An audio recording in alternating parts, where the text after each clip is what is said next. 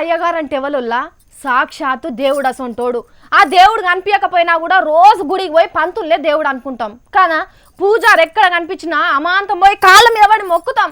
కానీ అసొంటి అయ్యగారికి కరీంనగర్లో ఏం చేసిండో చూడరులా.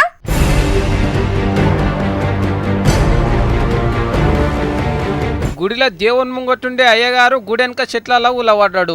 అయ్యగారు కనిపిస్తే కాలు మొక్కే భక్తులంతా పంతులను కాలిరిగేటట్టు కొట్టిర్రు. చేతులోడ వచ్చి ఈడ ఊసబెట్టిండ్రు. కొద్దిగా ఆగితే అయ్యవారు పని అయ్యేది గాని అగో అమ్మాయి వచ్చి ఆగబడుతున్నది.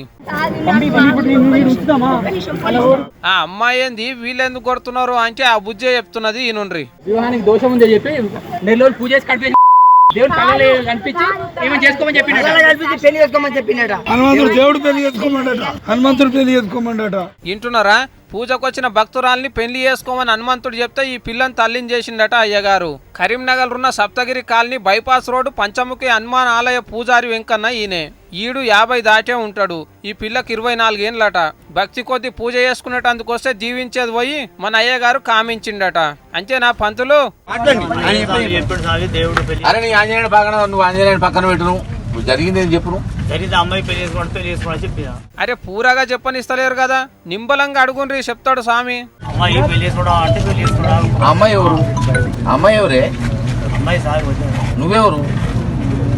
మరి నీకు అవసరం అవి? అవసరమా అంటే దేవుడే కనిపించి చెప్పినాక అయ్యవారు ఆగవర్తాడా అని. ఈ పూజ కాదు నా పూజ చేయలే అన్నట్టున్నాడు. అందుకే పిల్ల గర్భం అయిందట. ఇప్పుడు ఈ వయసులో నీకు అవసరమా? నువ్వు ఒక గుడి పూజారివి, నీకు మంచి పేరు, నీకు ఒక మంచి పేరు ఉన్నది. ఒక మంచి పేరును పట్టుకొని నువ్వు ఇలా దీన్ని సర్వనాశనం చేసుకుంటే నీకు అవసరం అయింది. మళ్ళీ అవసరమా అని అడుగుతున్నారు కదా. ఇప్పుడు ఈ పిల్ల కడుపుతోనే ఉండే ఏం చేస్తాడు అడగరాదుండ్రి. ఇప్పుడు ఏంటిది అమ్మాయి పరిస్థితి ఏంటి? నీ బూతులు సల్లగుండా ఈడు పాతదైతేంది సాదుకుంటా అంటున్నాడు. ఈ పంతులు వెంకటేశ్వర స్వామి గుడి కట్టిస్తా అని వ్రతం తీసుకొని పెళ్లి చేసుకోకుండానే ఉన్నాడట. తీరా గుడి కట్టినాక ఎంకైనా స్వామి చెప్పిండో ఏమో భక్తురాల్ని ముగ్గుల దింపిండు. మరి దీనికి ఏ దేవుడు ఏ తీర న్యాయం చేస్తారో చూడాలి.